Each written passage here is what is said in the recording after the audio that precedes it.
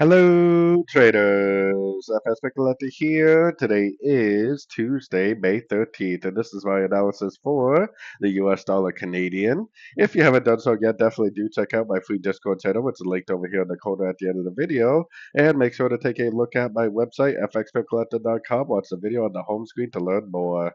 So today we have CPI inflation data coming out in a few hours. Definitely a big news event. Definitely should cause a lot of volatility on all the US dollar pairs.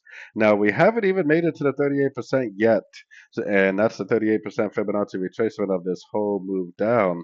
So we may actually end up pushing up again, maybe grabbing that 38%. Then if it turns back down and breaks structure, that definitely would be possibly the end of a correction because we have to remember that the daily, weekly, monthly time frames are definitely still in a downtrend.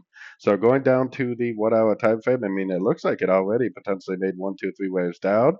Definitely another higher low, higher low. The most ideal thing for me to happen between now and the news is that this actually continues to drift up, maybe drifts all the way up to that 50% Fibonacci retracement, then possibly breaks structure to the downside, ending a correction and possibly continuing the downtrend.